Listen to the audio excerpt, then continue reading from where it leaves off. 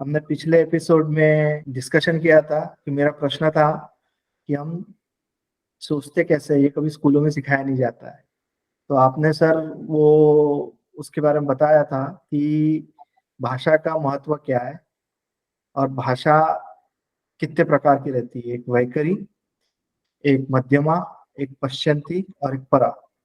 और उसमें आपने सबके एग्जाम्पल्स बताए थे, पेड़ों के, बाद में प्राणियों के, हर एक के। और जिनके कान डेवलप नहीं रहते वो कैसे वर्करी में बात करते हैं। और हमने पश्चंती में रहना चाहिए, ना तो सोचना चाहिए, नहीं हमने रहना चाहिए। तो इस डिस्कशन को सर आगे लेते हुए ये टॉपिक पे सर और क्लैरिटी लाने के लिए आप और एग्जांपल्स हमें बता सकते हैं सर कि वैखरी, मध्यमा, पश्चंती और परा में। ये अच्छा लगा कि आप लोगों ने पिछले बार का पूरा याद रखा है जो भी अपना डिस्कशन हुआ, और ये इतने साल बाद भी तुम लोग अपने सर की बातें सुन रहे हो, ये देख के भी अच्छा लगा। It is good and at least it satisfies my ego sir as far 25 as my हो गया ना एकेडमिक। सर, 25 साल पहला कंपाइलर्स पढ़ाया था ना आपने, अभी तक हमको याद है। जी जी, तो आपने आज आज तो कंपाइलर पे बात नहीं करना है अपने को, अपन इसी पे बात करेंगे।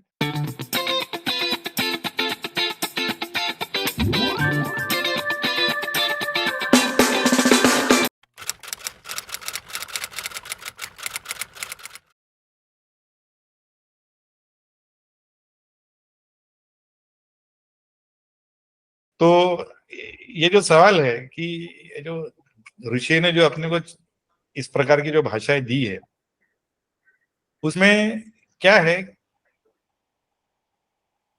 समझने वाली बात यह है कि इन्होंने communication is not the only sole motive of providing languages. ऋषियों का मानना यह था कि भाषा से हम कम्युनिकेट तो करेंगे, मतलब विचारों का आदान प्रदान होगा, लेकिन भाषा से हम रियलाइजेशन, एक लेवल ऊपर का जो रियलाइजेशन है, जिससे कि हम लोग इसको पकड़ लीजिए, आप ये मान लीजिए कि मनुष्यत्व से अगर अपने को ऊपर चलना है, देवत्व की तरफ जाना है, तो उसके लिए भाषा एक प्रभावी माध्यम है। बिना भाषा के हम शायद नहीं जा सकते। तो ये जो ऋषियों ने भाषा का जो पूरा जाल बिछाया है, ये तो अपनी अभिव्यक्ति के लिए तो अवश्य है, मतलब वो तो हम करते ही है, जो भी हम लिखते हैं उस प्रकार से या जो हम बोलते, लेकिन इससे हमने ये देखना है कि हमारी अभिव्यक्ति मनुष्यत्व से देवत्व की तरफ किस प्रकार से जाएगी। इसलिए भाषा बनाई गई है और इसलिए भाषा का निर्माण किया गया है, और यही चीज मनुष्यत्व, मतलब मनुष्य को पशु से या जानवरों से अलग करती है, विभक्त करती है। इसलिए भाषा को उन्होंने इतने डेप्थ में, इतने संजीदगी से, इतने डिटेल में डिस्कशन किया है। अब जहां तक रहा जो 4 प्रकार की जो मैंने बताया, उसमें से ये बहुत साधारण सी बात है कि वैखरी और मध्यमा ये एक कपल है। ये युग्म बोला जाता है, युग्म मतलब कपल। अक्सर ये दोनों साथ में रहते हैं। और जहां तक पिछले बार भी अपन ने देखा था कि वैखरी में जानवर नहीं आ सकते, या उनकी वैखरी इतनी प्रबल नहीं है जितनी कि मनुष्यों की है। क्योंकि वैखरी है जो मुंह से हम बोला जाता है, द वे वी टॉक, जो आज अभी जो अपन कम्युनिकेशन कर रहे हैं या मैं बात कर रहा हूं, आप लोग सुन रहे हैं, ये जो यानी the communication through the vocal cords is what is by default considered as what वैखरी कम्युनिकेशन, या ये वैखरी है। अब इस वैखरी को आपने, you need to conquer it, इसलिए उन्होंने बोला है कि ये वैखरी आपने मुंह से बोलना है, मुंह से ही बोल दिया, आपका विचार तो प्रदर्शित हो गया, आपने जो बोलना था वो तो सामने आ गया, लेकिन बाद में आपको हो सकता है पछतावा हो कि यार ये नहीं बोलना चाहिए था, या ये बोलने से कॉन्सिक्वेंसेस गलत हो गए, या जो नहीं चाहिए थे वो हो गए। तो जब आप बोलते हो तो उसके साथ जब आपने दिमाग या अपने बुद्धि का प्रयोग करते हो तो वो हो जाता है मध्यमा। ये अक्सर आपने देखा होगा कि बिना सोचे अगर आप आज के जमाने के पढ़े लिखे हो तो देर आर 90% चांसेस कि आप भले ही बोलने के पहले ना सोचो, लेकिन कभी ना कभी आपने जो सोचा हुआ है वही बोलोगे। ये जरूरी नहीं है कि अभी आपने जो सोचा है वही आप बोलोगे, लेकिन हो सकता है 3 दिन पहले जो आपने सोचा है वो आज अभी बोल रहे हो, या 3 साल पहले जो आपने सोच के रखा था वो जो आपके विचारों में आ गया है, जिसके ऊपर आपने कभी न कभी एकांत में या अकेले में आपने सोचा है, उसी को आप बाहर लाओ। तो मध्यमा वैखरी के साथ कहीं ना कहीं जुड़ी हुई है, लेकिन होता क्या है कि वैखरी और मध्यमा का कपल टूटता है। वो टूटता कब है? जब आप भावनाओं के आवेश में आ जाते हैं। अक्सर आपने देखा होगा कि भावनाओं के आवेश में वैखरी और मध्यमा का कपल टूटता है, चाहे वो अच्छी भावना रहे या बुरी भावना रहे या किसी भी प्रकार की रहे। लेकिन अक्सर ये देखा गया है कि ये कपल टूटने का they divorce when you are carried away by your emotions. भावनाओं के आवेश, वो आवेश इतना प्रबल रहता है कि आपकी सोचने की रफ्तार और अपने बोलने की रफ्तार, the speed at which you talk and the speed at which you think, they normally get into mismatch. And when this happens, then that couple is divorce. वो टूटता है, और वो टूटेगा तो फिर आपकी सिर्फ वैखरी बाहर आएगी, क्योंकि उसका मध्यमा से संबंध टूट गया। और ये अवॉइड करने के लिए ये सिखाया जाता है हमारे यहाँ कि घोक लो, जितना आप समअप कर सकते हो, जितना आप याद कर सकते हो, स्मरण शक्ति बढ़ाओ, ताकि आपको सोचना ही नहीं पड़े। वो जैसी बटन दबाया कि चालू हो गया, what is Newton third law, बिना सोचे समझे दिमाग को दौड़ाने का काम ही नहीं, बोलना चालू कर। This is the normal way of imparting knowledge. You don't require to think about what is being taught, आपको सिर्फ याद करना है। रोटे सिस्टम बस याद कर लो, रोज रोज जाके। ऐसे कई एजुकेशन सिस्टम्स है जिसमें कि सिर्फ आप you reproduce whatever you है ऑलरेडी मेमोराइज।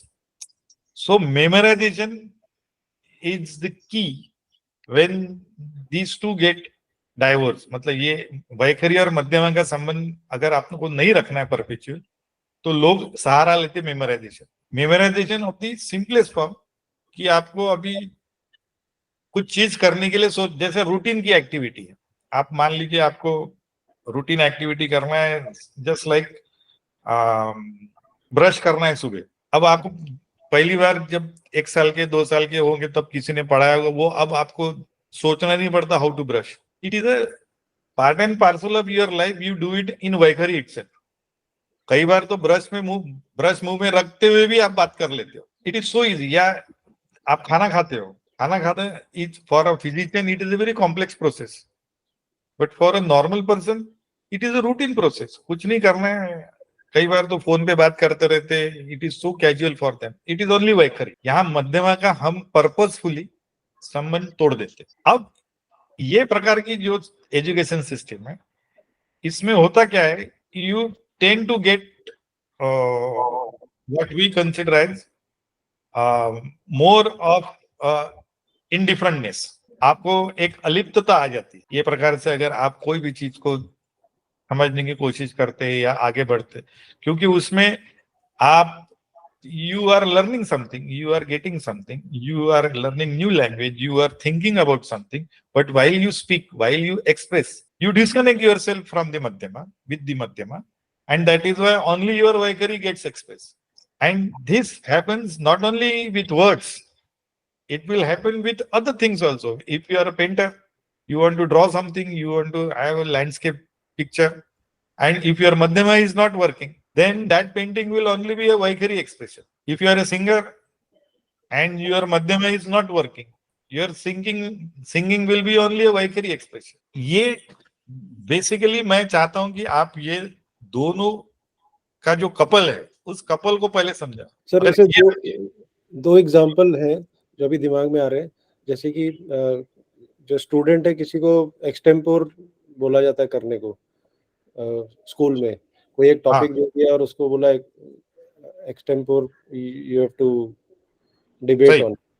तो उसमें तो कोई स्क्रिप्ट नहीं होगी, वो तो अपने वो अपने दिमाग से बोल रहा होगा, तो वो बराबर। मध्यमा ही होगी हर बार। नहीं, ये जरूरी नहीं है, ये जरूरी इसलिए नहीं है। मैं मध्यमा इसमें कैसा है, अगर वो कि मान लीजिए वो ओरेटर है, अगर तो सामान्य स्टूडेंट है जो कि कभी भी डिबेट कंपटीशन, एलिगेशन कंपटीशन या ऐसे कंपटीशन या पैसेज रीडिंग कंपटीशन में कभी गया नहीं है, सामान्य लास्ट बेंच वाले को जो कि इज वेरी शाय, उसको उठा के अगर आपने डायस पे ला लिया और उसको बोला कि now you speak something about yourself और समथिंग अबाउट आवर स्कूल और something about our organisation, anything, वहां पे अगर उसका मध्यमा टूटा हुआ है तो उसकी वैखरी बाहर नहीं आई। अच्छा, बोल ही नहीं पाएगा। वो इसलिए आपने देखा होगा कि दे है स्टेज फियर, वो वहां पे उसकी वैखरी एक्सप्रेशन, क्योंकि उसकी अब उसकी क्या है कि थॉट प्रोसेस टूट जाती है, उसके उसके बॉडी में ऐसे हार्मोन सीक्रेट होते कि उसके हाथ पैर कांपने लगते, तो उसको डिस्ट्रैक्टेड थॉट प्रोसेस होती, क्योंकि उसने ये कभी देखा ही, उसको पता ही नहीं चलता कि मैं मेरे वैखरी की, तो मेरे को एक्सप्रेशन तो वैखरी में देना है, लेकिन मध्यमा टूटी हुई है, इसलिए उसका मध्यमा टूटा हुआ है। अगर वो फेलियर होता तो, अब रहा सवाल, वो सक्सेस हो गया, उसने आया बात किया, अब उसमें भी थोड़ा सा थीन डिमार्केशन लाइन है। वो लाइन ऐसी है कि अगर उसको ऐसा सब्जेक्ट मिला जो सब्जेक्ट उसने कभी भी नहीं सुना था, जैसे आप 10वीं कक्षा में हो या 8वीं कक्षा में बैठे हो और बच्चों को बोला कि बता एक काम कर, अभी क्रिप्टो करेंसी पे बात कर, और ये अज्यूम कर रहे हैं अपन कि ये सब्जेक्ट उन्होंने या ये शब्द ही उन्होंने कभी सुना नहीं। क्रिप्टो करेंसी, करेंसी मालूम है उसको, क्रिप्टो करेंसी मालूम नहीं है, लेकिन उसको कुछ तो बोलना है। अगर उसने बोल दिया, वो क्वालिटी ऑफ उसके उसके बोले हुए में कितनी सच्चाई है, कितना सही था गलत था, इस पे अपने को नहीं चर्चा करनी। चर्चा अपने को अगर सही मायने में करनी है तो अगर वो बोल पाया है, वहां उसका जो स्टिपुलेटेड 2 मिनट या 3 मिनट का समय है वो निकाल पाया किसी भी प्रकार से, तो वो मध्यमा के साथ जुड़ा हुआ है, उसकी वैखरी मध्यमा के साथ काम करती है। ऐसा विषय जिस विषय में के बारे में उसको कुछ भी नहीं ज्यादा मालूम, कुछ भी नहीं मालूम, मतलब क्रिप्टो करेंसी में सिर्फ करेंसी ये शब्द मालूम है उसको, क्रिप्टो के बारे में उसको दूर दूर तक पता नहीं है, और पता करने का मतलब रहने का कोई कारण भी नहीं है, इतना छोटा है वो, और ऐसे जगह remote place in let us suppose India. अब उस छोटे से व्यक्ति ने, उस छोटे से स्टूडेंट ने अगर अपना स्टिपुलेटेड टाइम निकाल लिया करेंसी पे पकड़ के, क्योंकि उसको करेंसी पता है, और उसने क्रिप्टो को कुछ तो वहां पे लॉजिक लगा के कुछ तो बोलने का प्रयास किया, 2-3 मिनट निकाल दिया, तो उसका ये अब लग गया कि उसने वैखरी और मध्यमा इसको बराबर हैंडल कर लिया, और इसके डाइवोर्स नहीं है, उसके एक साथ चल रहे करके। लेकिन प्रॉब्लम वहां से आगे के लेवल जाना है कि उसको क्रिप्टो मालूम ही नहीं था, उसकी उम्र भी छोटी थी, उसको मालूम रहने का कारण भी नहीं था, और उसने जब डायस पकड़ा और वहां जब पहुंचा हो और उसने बोलना चालू किया, और एग्जैक्टली वही चीज निकली जो क्रिप्टो के लॉजिक में फिट होती, भले एग्जैक्ट उसने क्रिप्टो के बारे में नहीं बताया, बट एब्स्ट्रैक्ट लेवल पे उसने जो बात करी वो एग्जैक्टली वही क्रिप्टो करेंसी के ट्रांजैक्शन में लागू हो सकती है। अब ये हो गया वो पश्चिम, वो यहां से डाइवर्स हुआ, मध्यमा से डाइवर्स होके वो गया नीचे पश्चिम। तो पश्चंती और वैखरी चालू हो गई होगी। हाँ, क्या बोले? पश्चंती और वैखरी दोनों चालू होगी उसकी उस समय। वैखरी तो अनिवार्य है, वैखरी के बगैर आप एक्सप्रेशन दे ही नहीं सकते, वैखरी इज मैंडेटरी। अब आपकी वैखरी किसके साथ जुड़ी हुई है? मध्यमा के साथ अगर आप सदैव जुड़े हुए हो तो आपका मैनिपुलेटिव स्कीम या आपका intelligence will always be working. But if you want to go beyond, इसलिए उन्होंने बुद्धि, बुद्धि के ऊपर उन्होंने बोला है प्रज्ञा, प्रज्ञा के ऊपर उन्होंने बोला है मेधा, ऋषियों की टर्मिनोलॉजी है। अगर आपको बुद्धि तक ही सीमित रहना है मध्यमा, बुद्धि से ऊपर जाना है, समय भी निकालना है, और सुनने वाले को बाद में अगर उन्होंने उसको वेरीफाई करे तो दिखना भी चाहिए कि यस इसने जो बोला उसमें तथ्यांश है, कुछ तो, यानी इधर से उधर से कुछ ऐसी बात नहीं किया इसने, वो होगी प्रज्ञा, क्योंकि वो उसकी पश्चंती जागृत होगी। अरे समझ में आया? यानी मेरे बोलने, जहां पे तुमको रेस्क्यू, ये लीडर्स हमेशा इसी में रहते हैं। लीडर की डेफिनेशन अगर आप देखोगे मैनेजर्स एंड लीडर, जो मैं बताता हूँ यूजुअली मेरी है, गलत भी हो सकता है, managers know how to handle the situation according to protocol when in the case of crisis. जहां समस्या हुई तो तुम्हारे मैनेजर को अगर पहले से मालूम है कि समस्या का समाधान किस प्रकार से करना है, ये बताया गया है, तो पक्का करके ला लेगा। लेकिन नेता वो रहता है जहां पे तुमको लगता है कि अब इसके पास कोई सोल्यूशन ही नहीं है, इसका कोई समाधान नहीं, सबको ये बिल्कुल 100% मालूम रहता है कि अपन इस जगह, इस मुकाम पे पहुंचे, ऐसे जगह पहुंचे जहां पे कोई समाधान नहीं है, वहां से उसको समाधान ढूंढ के लाता हो, एग्जीक्यूट करता और आगे बढ़ता, वो रहता नेता। इसलिए जो नेता रहते हैं उनके पास पश्चिमी से संवाद करने की क्षमता रहती है। लेकिन सर उसमें भाषा का सही प्रयोग होना बहुत जरूरी है। और इधर दो एग्जाम्पल्स आते हैं कि एक 2013 में एक टेड टॉक हुआ था एमी कड़ी नाम का, जिन्होंने बताया अच्छा। था कि make it till you fake, fake it till you make it. उनका बोलने का मतलब था कि आप भले ही आपको आता नहीं होगा, लेकिन आप फेक करते रहो चीज को और एक दिन आप सक्सेसफुल हो जाओगे। तो गलत बात है, गलत बात है। ये ऋषि संस्कृति में कभी भी उन्होंने इस प्रकार के विचारधारा को थारा ही नहीं दिया, इन्होंने इस प्रकार के विचारधारा को कभी भी बढ़ावा नहीं दिया। अगर आपको पता नहीं है और आप फेक कर, ये जो आपकी जो बात है, ये पता नहीं कौन से संस्कृति में है, मेरे को इस बारे में ज्यादा नहीं है ज्ञान, लेकिन जहां तक ऋषियों का सवाल है, उन्होंने कभी भी इसकी अनुमति नहीं दी है कि आप फेक करते जाओ करते जाओ करते जाओ और एक दिन आपको टेक मिल जाएगा। वो फेक और टेक के लड़ाई में उन्होंने हमेशा टेक को ही माना है, फेक को नहीं माना है। और ये बातचीत भी मेरे ख्याल से गलत है कि you are allowed to fake and you keep on doing it, make it a habit, and once in a while, one fine morning you will get something that will be meaningful. That is not correct. यानी ये इस विचारधारा से mail नहीं खाता। अच्छा, और sir दूसरा एक एक क्वेश्चन था कि अब हमारे यहाँ पे इतनी सारी भाषा है और इंग्लिश का एक प्रचलन है बहुत ज्यादा। हाँ, तो जब आप बात करते हो तो एक्सपेक्टेड है कि भैया आपका अगर मदर टंग रीजनल लैंग्वेज में, इंडियन लैंग्वेजेस में होगा, और जब वो इंग्लिश में कम्युनिकेट करने की ट्राई करता है तो वैखरी और मध्यमा में तो फर्क आना ही है, क्योंकि वो सोचने का जो उसका तरीका है वो उसका यही तो है ना, यही ऋषियों ने यही समझाने की कोशिश किया है कि देखो, ऋषियों के पास आज अगर भारत में इतनी सारी भाषा है, ऐसा बोला जाता है कि बोली भाषा हर थोड़े किलोमीटर के बाद भारत में बदल जाती है, तो उनको हर प्रकार का डायलेक्ट मालूम था कि हर प्रकार की वर्नाक्युलर भाषा से वो परिचित थे कि यहाँ कितने प्रकार के लोग भाषाएं बोलते, कितनी प्रकार की भाषाएं लोग बोलते, राधर ये उनको पता था। लेकिन उन्होंने विचार करने की क्षमता को, या एक व्यक्ति, एक मनुष्य की विचार करने की क्षमता को कभी भी कम नहीं आंका था। आप चाहे आज के जमाने में ले लो या आप पुराने जमाने के ले लो, अगर आपके पास विचार करने के लिए एक भी भाषा है, one good language in which you are comfortable, it hardly matters your thinking language and your communicating language, they are in tandem और दे आर इन मिसमैच। कई लोगों का, जो हम लोग यानी भारतीयों में से 90% भारतीय हो सकता है अपनी मातृभाषा में सोचते हो, लेकिन ये जरूरी नहीं कि हर बार जिस प्रकार से सोचा, जिस भाषा में सोचा जाए उसी भाषा में कम्युनिकेट किया जाए, बोला जाए।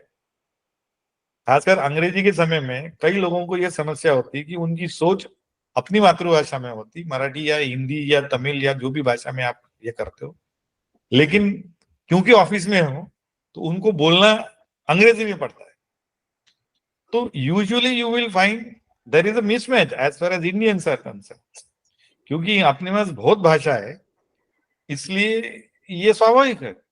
लेकिन उन्होंने कहा है कि अगर आपके पास एक भाषा है जिसमें आप वैखरी मध्यमा पश्चंती पे काबू पा सकते हो, तो आपकी medium of communication, verbal communication किस भाषा में हो रहा है, इससे कोई फर्क नहीं पड़ना चाहिए इन द लॉन्ग रन। शुरुआत में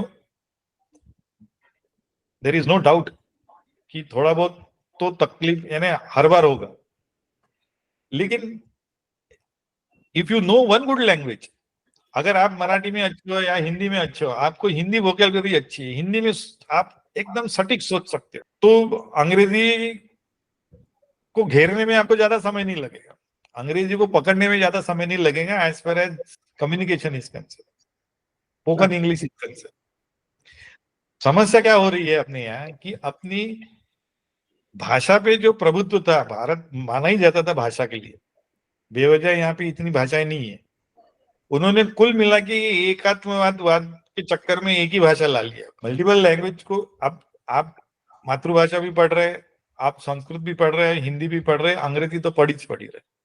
हो क्या रहा है कि सारी ऐसी चीज प्रकार से पढ़ रहे कि एक भी भाषा में प्रभुत्व नहीं आता, और जो मातृभाषा का महत्व है वो डाइल्यूट होते जा रहा है। बराबर है और सर। आप, मेरे को ऐसा लगता है कि साधारणतः भारतीय मनुष्य अपनी मातृभाषा में सोचता है, जिसमें आपकी सोच डेवलप हुई है उस पे आपको प्रभुत्व आना अनिवार्य है, नहीं तो आपका वैखरी और मध्यमा डिस्टर्ब हो जाएगा, और ये अगर डिस्टर्ब हो गया आप, तो आप इंटेलिजेंट तो कहलाओगे, लेकिन आप तकलीफ में सदैव रहोगे। मैं आपको बताता हूँ, देखो बुद्धि, एक मेरे यानी एक डिवाइन एग्जांपल लेता हूँ। भारत में तुमने देखा होगा कई मंदिरों में, मैंने बोला कि मूर्ति जो रहती है, पिछले बार भी मैंने शायद इस बारे में बात किया था, मूर्ति का कम्युनिकेशन होता है पश्चिमी में। और अभी अमित ने मेरे से पूछा था कि सर अगर मध्यमा को छोड़ के ही तुमको बात करनी है, जो डफर है वो मध्यमा को छोड़ के बात करेगा, और अगर पश्चिमी में जाना है तब भी तुमको मध्यमा को छोड़ना ही है, तो बुद्धि का वापर नहीं करना है, तो वो डफर भी हो सकता है और इंटेलिजेंट भी हो सकता है। ये कैसा, अगर बुद्धि ही गायब हो गई तो फिर आगे कैसा जाएगा वो तुमने उसके लिए थोड़ा सा सोच के देखो कि अगर आप मंदिर में गए हो कभी, तो मंदिरों में आपने देखा होगा कि वहां पे लोग अक्सर मन्नत नाम का एक प्रकार है, मन्नत मांगी जाती, और मन्नत पूरी होने के बाद कुछ तो करना पड़ता मन्नत मांगने वाले को। ये आपने सुना है कि ये देखा है आपने कई मंदिरों में, कभी पेड़ को कुछ धागे धोरे बातें रखते, कुछ बाल निकाल लेते, कुछ न कुछ प्रकार से मन्नत मांगने का रिवाज है। अभी जो मन्नत जो है, मन्नत को आप अच्छे से समझो, ये मन्नत जो कम्युनिकेशन है, आपने अगर अब if you allow me to say, वो मन्नत पे कॉमेडी वो तारक मेहता वाले बहुत अच्छे से करते हैं। अगर आपने उनके सीरियल कभी देखा है वो, तो उसमें वो जो कैरेक्टर है जेठालाल, वो अपने पत्नी के मन्नत का कई बार शिकार होते हुए देखा गया है। वो दोनों, वो जो कैरेक्टर है, यानी मैं अगर थोड़ा एक्सप्लेन करूं, दोनों जो कैरेक्टर है ना, वो एकदम दिल के साफ बताए, जेठालाल भी और उसकी पत्नी भी, और दिल के साथ वो उन्होंने ऐसा बताया कि वो यानी अक्सर वो दिल के साफ रहने की वजह से वो जो उसकी पत्नी है वो जेठालाल से ज्यादा साफ है दिल की। तो वो समस्या आने पे जब भगवान का स्मरण करती है या ऐसा कुछ भी उसको लगता है कि यहाँ पे डिवाइन इंटरवेंशन होना अनिवार्य है, तो वो मन्नत कबूल करती, और वो क्योंकि उसको अब पता नहीं है कि मन्नत कैसे मांगते, क्या करना है, तो वो उटपटांग, उससे कॉमेडी बनाया उन्होंने, कॉमेडी एलिमेंट ऐड करने के लिए। फिर उन्होंने बोला कि मेरे पति 3 किलोमीटर उल्टा पैदल चल के आएंगे तेरे दर्शन के लिए, या 1 महीना अभी मेरे बच्चे का रिजल्ट लगने तक वो स्वेटर पहन के ही रहेंगे,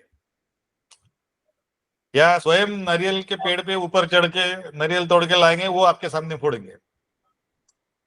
अब ये जो मन्नत, बाकी तो कॉमेडी अलग है, उससे उन्होंने एक पूरा अपना एपिसोड या सीरियल पूरी आगे खींची, लेकिन जो मन्नत है वो उसकी निकली है बिना बुद्धि के आविष्कार के। इसलिए उठपटांग निकली, जिसका कोई सर पैर नहीं है। अब क्योंकि उनको ये पता है कि भगवान की मूर्ति या भगवान बात करेंगे तो पचतंती में करेंगे, इसलिए उसको भी पचतंती में जाना अनिवार्य, जो मन्नत मांगते रहता। और वो पचतंती में जाएगा तो अगर उसने सोच समझ के मन्नत मांगा कि यार देखो मेरे को तो जाना है मंदिर, लेकिन मेरा क्या है कि यार ये ऐसा है कि मैं सिर्फ इतना कर सकता हूं, तो मैं बोलूंगा उसको कि एक काम कर, मैं फिलहाल 8 आने की मन्नत मांगता हूं, तो दैट विल बी अ मध्यम मन्नत, that is not correct way of मन्नत। जो स्वाभाविकता से मन्नत आती है, जिसमें उसका कोई कंट्रोल नहीं रहता और वो बोल देता। कि कई बार तुमने देखा होगा कि लोग बोलते कि मेरे को, अगर मेरा काम हो गया कि मैं तिरुपति बालाजी के दर्शन को जाऊंगा, ये मेरे को लगता है मध्यमा की मन्नत है। अगर उसने पसंदी में बात किया होता तो उसने कभी कभी उसके कान में आया हुआ बचपन में तिरुवनंतपुरम करके एक जगह है केरला में, उसका नाम क्यों नहीं याद आया उसको?